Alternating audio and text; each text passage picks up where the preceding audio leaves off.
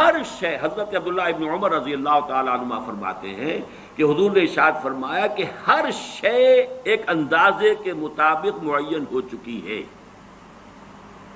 یہاں تک کہ کسی کا عاجز ہو جانا۔ اب عجز کے مختلف پہلو ہوتے ہیں۔ عجز یہ ہے، بزدلی کو بھی عاجزی کہا جائے گا۔ آدمی کسی کام کرنے سے کسی وجہ سے عاجز ہے، وہ بھی یہ شاکلہ کا حصہ ہے، یہ اس کے جینز ہے، اس کے اندر آیا ہے یہ سب کچھ۔ کوئی بہادر ہے، کسی میں تحور زیادہ ہے، کسی میں احتیاط پسندی زیادہ ہے، مصلحت کوشی زیادہ ہے، کوئی حساب کتاب سے چلنے والا ہے، جو کوئی جو ہے بکٹر دوڑنے والا، یہ چیزیں۔ حتی العجز والکیس، کیس کہتے ہیں ذہانت۔ الکیس من دان نفسہ وعمل لما بعد الموت، کیس، یہ باب، یہ اصل میں صفت مشبہ بن گیا، کیسن، فعیل کے وزن پر، کیسن، جس میں ذہانت، فطانت بہت ہو۔ اب یہ ذہانت کسی کی کتنی ہے؟ ذہانت نہیں بڑھ سکتی، شارپ کی جا سکتی ہے، آپ چھری کو تیز کر لیجئے، لیکن یہ کہ اس کا سائز تو وہی رہے گا، چھری تو وہی رہے گی، لیکن یہ کہ ذہانت کو آپ شارپن کر لیں، یا ذہانت کو آپ بروئے کار لے آئیں، لیکن وہ جو بھی دی ہے اللہ نے وہ اتنی رہے گی، اس کے اندر اضافہ نہیں ہوتا۔ یہ ان بلٹ چیزیں ہیں، گیون چیزیں ہیں انسان کے لیے، یہ اس کے شاکلہ کا جز ہے۔ تیسری حدیث، وعن ابی ہریرہ قال، اور یہ جو روایت تھی یہ بھی امام مسلم کی تھی، اور تیسری بھی امام مسلم کی ہے۔ حضرت ابو ہریرہ فرماتے ہیں قال قال رسول اللہ صلی اللہ علیہ وسلم احتج آدم و موسیٰ عند ربہما، اللہ تعالیٰ کے ہاں آدم اور موسیٰ کے درمیان ایک محاجہ ہوا، بحث ہوئی۔ فحج آدم و موسیٰ، فحج، اور آدم جو ہے وہ موسیٰ پر غالب آ گئے۔ قال موسیٰ، حضرت موسیٰ نے یہ کہا، انت آدم الذی خلق اللہ بیدہ، خلقک اللہ بیدہ، آپ ہیں نا وہ آدم جسے اللہ نے اپنے ہاتھ سے بنایا تھا، ونفخ فیک من روحہ، اور پھر آپ نے اپنی روح میں سے پھونکا، واسجد لک ملائکتہ، اور سارے اپنے فرشتوں کو آپ کے سامنے سجدے میں ڈال دیا، واسکنک فی جنتہ ہی، اور پھر آپ کو اپنی جنت کے اندر اس نے مقام دیا اور وہاں ٹھہرایا، ثم اہبطت الناس بخطیئتک الی الارض، پھر یہ آپ نے اپنی خطا کی وجہ سے ہم انسانوں کو جو ہے زمین پہ اٹھا دے مارا، زمین پر اتروا دیا، گویا کہ الزام پروسیکیوشن کر رہے ہیں حضرت موسیٰ حضرت آدم کی۔ اللہ نے یہی احسانات آپ پر کیے اور آپ نے اپنی اس غلطی کی وجہ سے ہمارے ساتھ یہ معاملہ کرا دیا۔ قال آدم، اب حضرت آدم کی باری آئی، انت موسیٰ الذی اصطفاک اللہ برسالتہ و بکلامہ، آپ وہی موسیٰ ہیں نا جنہیں اللہ نے چنا ہے، چنا رسالت کے لیے اور اپنے کلام کے لیے۔ کلم اللہ موسیٰ تکلیما، یہ خاص ایک مقام تھا جو حضرت موسیٰ کو عطا ہوا ہے۔ وَأَعْطَاكَ الْأَلْوَاحَ فِيهَا تِبْيَانُ كُلِّ شَيْءٍ، اور پھر وہ آپ کو تختیاں دی تھیں جو سٹون کی، سٹونی ٹیبلٹس، جس کے اندر ہر شے، ہدایت کا پورا سامان موجود تھا۔ وَقَرَّبَكَ نَجِيًّا وَقَرَّبْنَاهُ نَجِيًّا، یہ قرآن مجید میں ہے، اور آپ کو قریب کیا تھا گفتگو کرنے کے لیے، کوہ طور پر بلایا، براہ راست مکالمہ کیا۔ فَبِكَمْ وَجَدْتَ اللَّهَ كَتَبَ التَّوْرَاةَ قَبْلَ أَنْ أُخْلَقَ، تو تم نے کیا دیکھا، تورات میں کیا پڑھا کہ کائنات کی تخلیق سے کتنا عرصے پہلے اللہ نے تورات لکھ دی تھی؟ قال موسیٰ 40 عاماً، تورات میں ہوگا کہیں یہ کہ تورات اللہ نے کائنات کی تخلیق سے 40 برس پہلے لکھ دی۔ قال آدم، پھر حضرت آدم نے فرمایا فَهَلْ وَجَدْتَ فِيهَا وَعَصَىٰ آدَمُ رَبَّهُ فَغَوَىٰ، اس میں آپ نے یہ آیت بھی پڑھی کہ نہیں پڑھی کہ آدم نے اپنے رب کی نافرمانی کی اور وہ راہ ہدایت سے عارضی طور پر وہ گویا کہ منحرف ہو گئے؟ قال نعم، موسیٰ نے کہا ہاں یہ تو میں نے پڑھی۔ قال فتلومنی علی ما عملت عملا كتبه الله على ان اعمله قبل ان يخلقني ب40 سنة، تو اب کیا آپ مجھ پر الزام لگا رہے ہیں اس چیز کے لیے کہ جو اللہ نے لکھ دی تھی میری تخلیق سے بھی 40 برس قبل؟ اخلقہ ہے یہاں پر اخلقہ، جبکہ میں پیدا کیا جاؤں۔ قال رسول اللہ صلی اللہ علیہ وسلم حج آدم موسیٰ، تو حضرت حضور نے فرمایا کہ موسیٰ حضرت آدم جو ہے وہ بازی لے گئے حضرت موسیٰ پر۔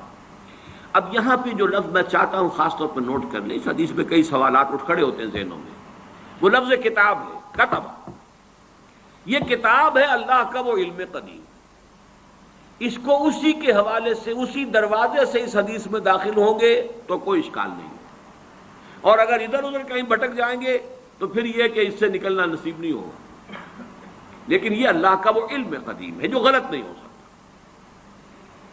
چوتھی حدیث، اچھا یہ بڑی اہم ہے اور یہ 40 نووی میں بھی ہے، اور اس میں وہ بات واضح ہو جائے گی کہ فطرت کی جڑ کیا ہے اور خلقت کی جڑ کیا ہے۔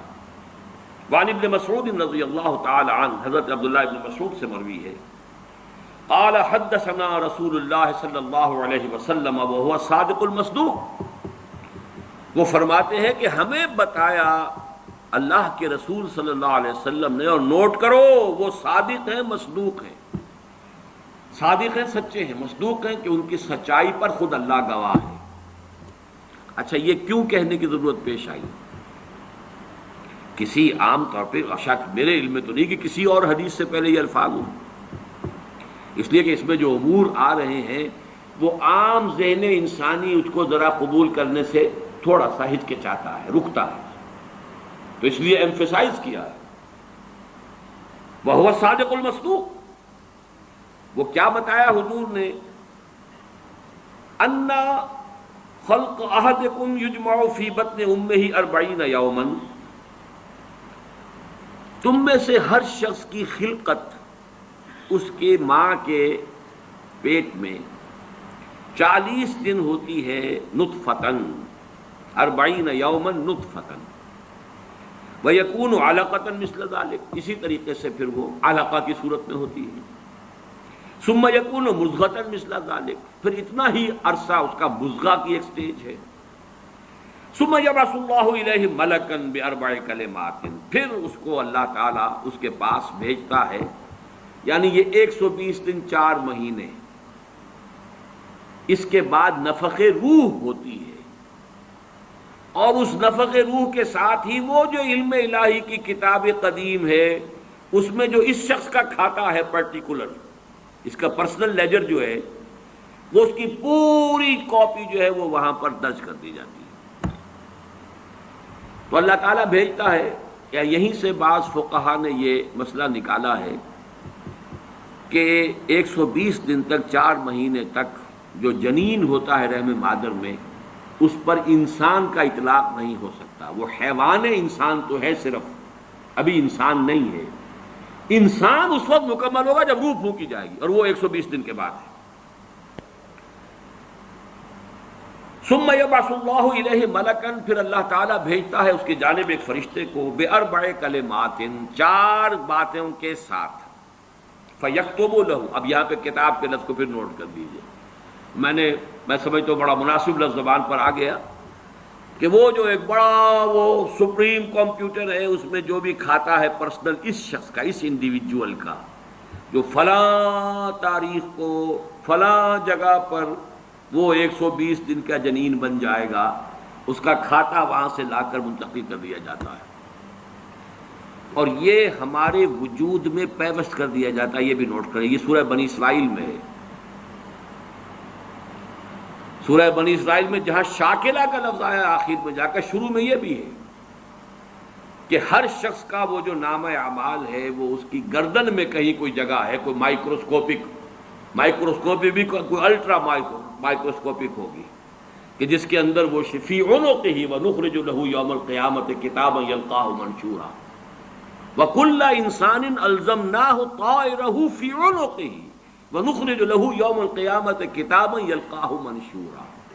تو یہ کہیں وہ ہے کھاتا، جیسے کہ دل میں روح ہے جسے ہم نہیں جانتے، وہ ہمارے ڈسیکشن میں، ہمارے مطالعے میں، ہمارے جو حواس مادی ہیں ان کی گرفت میں نہیں آتی ہے، اسی طریقے سے گردن میں کہیں انسان کے کوئی شے ہے کہ جہاں پر کہ وہ ہمارا وہ کھاتا جو ہے اس مکمل کتاب الہی، وہ جو اس کا علم الہی جو قدیم ہے اور قطعی ہے اس سے اس کی پرسنل جو ہے وہ کھاتا وہ آ کے یہاں پہ درج کیا جاتا ہے بِأَرْبَعِ كَلِمَاتٍ فَيَكْتُبُ عَمَلَهُ، یہ بھی لکھ دیتا ہے اس کا عمل کیا ہوگا. یہ وہی علم ہے، اللہ کا علم، یہ کیا کرے گا.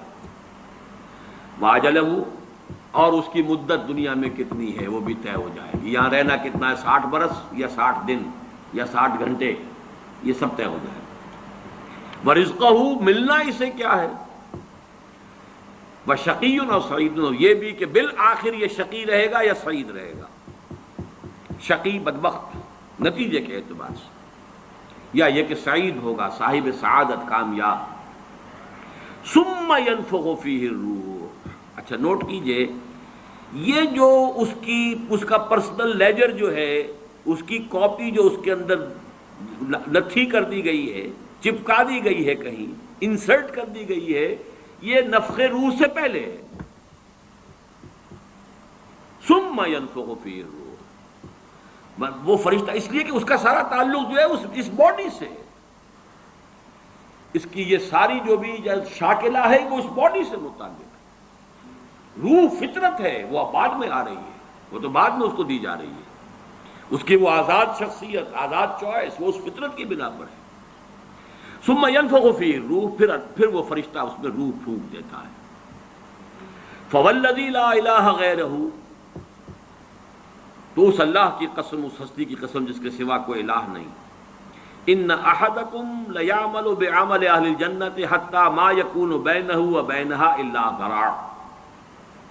تم میں سے کوئی شخص اہل جنت کے سے عمل کرتا رہتا ہے یہاں تک کہ، اب یہاں میں ایک الفاظ کا اضافہ کر رہا ہوں بات کی وضاحت کے لیے، اس کو بریکٹ میں سمجھیے، بظاہر دیکھنے والوں کے نزدیک اس کے اور جنت کے درمیان بس ایک ہاتھ کا فاصلہ رہ جاتا ہے. فَيَسْبِقُ عَلَيْهِ الْكِتَابُ، کہ اس پر پھر وہ جو نوشتہ تھا، اس میں تو لکھا تھا شقی، پھر اچانک اس کی زندگی میں انقلاب آتا ہے اور اس کے اوپر وہ نوشتہ جو ہے اللہ کا علم الہی کا جو غلط نہیں ہو سکتا، اس کا ظہور ہوتا ہے. فَيَعْمَلُ بِعَمَلِ أَهْلِ النَّارِ فَيَدْخُلُهَا، پھر وہ جہنمیوں کے سے کام کرنے شروع کر دیتا ہے اور اس میں داخل ہو جاتا ہے. ابھی میرا خیال ہے کہ 1.5 سال یا 2 سال ہو گئے ہیں، ہماری جو تنظیم اسلامی آزاد کشمیر کو ہم نے ایک علیحدہ حلقہ آٹونومس بنایا ہے. اس کے جو امیر ہیں سید مظفر حسین ندوی، بہت بڑی بزرگ شخصیت ہیں، بڑی علمی شخصیت ہیں. انہوں نے وہاں کی ایک بڑی سیاسی شخصیت سے یہ بات کہی.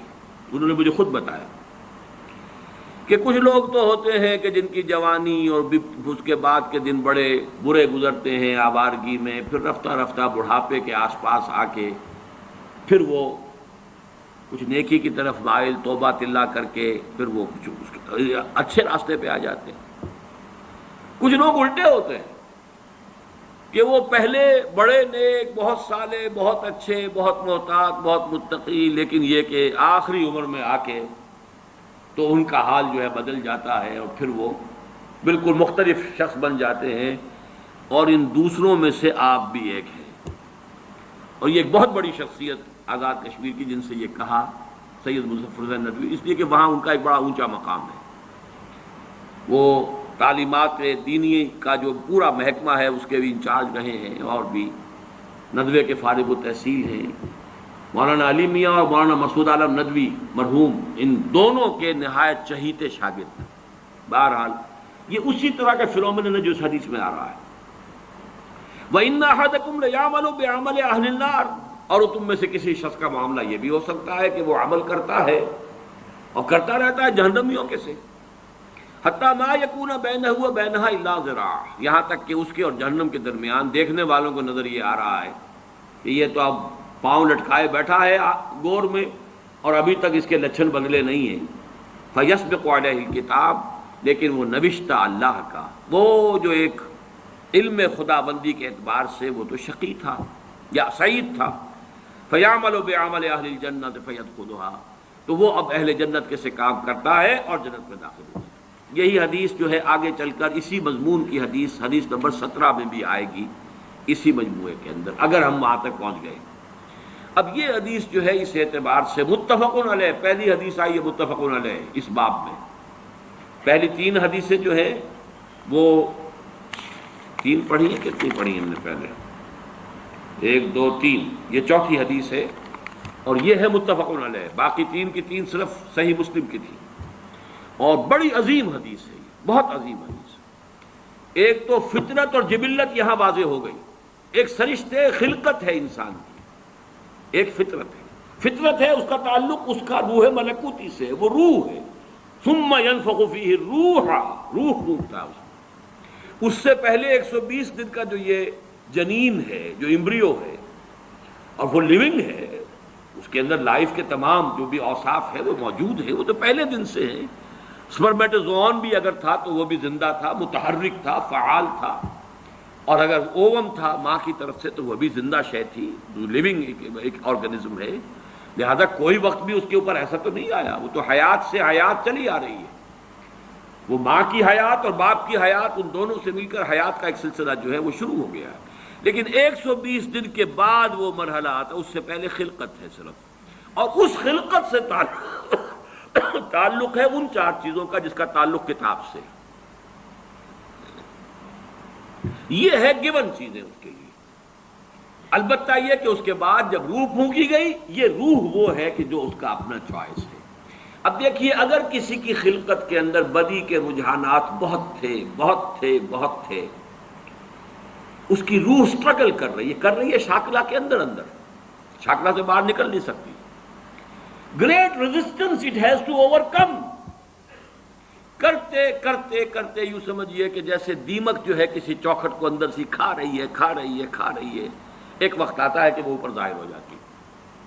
تو اس کے اندر جو ہے خلقت میں اگر نیکی کا رجحان زیادہ تھا لیکن اس کی اپنی چوائس بدی کی ہے، تو اسے سٹرگل کرنی پڑی ہے اپنی نیکی کو دبانے میں. اس وقت تک نیکی ظاہر ہو رہی ہے لیکن بالآخر وہ کامیاب ہو جاتا ہے، اس لیے کہ وہ شقی تھا اور آخر میں وہ دیمک جو ہے شقاوت کی وہ ظاہر ہو جاتی ہے. اگر بدی کے رجحانات اس کی خلقت میں زیادہ تھے، گیون شاکلہ جو ہے وہ نیگیٹو زیادہ تھا، وہ کوشش کر رہا ہے. اب یہ سٹرگل جو ہے انسان کی شخصیت کے اندر ہو رہی ہے. اللہ جانتا ہے اس کو. دیکھنے والوں کو تو یہ نظر آئے گا وہی کام کر رہا ہے جو پہلے 10 سال پہلے کر رہا تھا، آج بھی وہی کر رہا ہے. انہیں نظر نہیں آئے گا کہ اس نے کتنی محنت کی ہے، کتنی بار گرا ہے پھر اٹھا ہے، پھر گرا ہے پھر اٹھا ہے، کتنی مرتبہ جو ہے اوور پاور کیا ہے اسے اس کی اس خلقت نے اور شیطانی وساوس نے جو اس کو اور سپورٹ کر رہے ہیں. لیکن اس نے اپنی he has not given up his struggle، اس کے اندر لگا رہا ہے یہاں تک کہ بالآخر کامیاب ہو گئے. لیکن دیکھنے والوں کو جو نظر آئے گا اس کے اعتبار سے حدیث نے بات کو واضح کر دیا. کوئی اشکال نہیں، الحمدللہ میرے ذہن میں کوئی اشکال اس حدیث کے درجے میں باقی نہیں رہا. اب آگے چلیے 5ویں حدیث ہے. وعن سهل بن سعد رضی اللہ عنہ قال قال رسول اللہ صلی اللہ علیہ وسلم ان العبد ليعمل عمل اہل النار وانه من اہل الجنہ ويعمل عمل اہل الجنہ وانه من اہل النار وانما الاعمال بالخواتیم. آخری فیصلہ ہوگا اس کے اس آخری وقت کا جو معاملہ ہے اس کے اعتبار سے. اب جو اس کی وضاحت کی ضرورت نہیں، یہ بھی متفق علیہ ہے. 6 حدیث. وعن عائشہ رضی اللہ عنہا قالت دعی رسول اللہ صلی اللہ علیہ وسلم الى جنازت صبی من الانصار. حضرت ام المومنین حضرت عائشہ صدیقہ رضی اللہ تعالی عنہ فرماتی ہیں کہ حضور کو دعوت دی گئی، آپ سے درخواست کی گئی، انصار میں کسی بچے کا انتقال ہو گیا کہ آپ اس کی نماز جنازہ میں شرکت فرمائیں، پڑھائیں. فقلت یا رسول اللہ، میں نے عرض کیا اللہ کے رسول. یعنی اب اس میں یوں سمجھیے کہ جو چیز امپلائڈ ہے، آپ خامخواہ یہ وقت لگائیں گے، جائیں گے، دعا کریں گے، آمد و رفت کی آپ کو مشقت جھیلنی پڑے گی. تو بالہذا یہ تو ایک بالکل ہی پاک وجود، کوئی اس نے برائی کمائی ہی نہیں، انفینسی میں یا چائلڈ ہوڈ میں اس کا انتقال ہو رہا ہے. تو بالہذا عصفور من عصافر الجنہ لم یعمل السوء.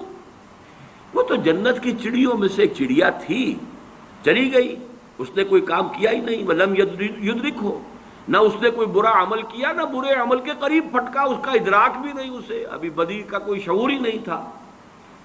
فقال، اب حضور نے فرمایا او غیر ذالک یا عائشہ، اے عائشہ کہیں ایسا تو نہیں کہ بات اس کے برعکس ہو.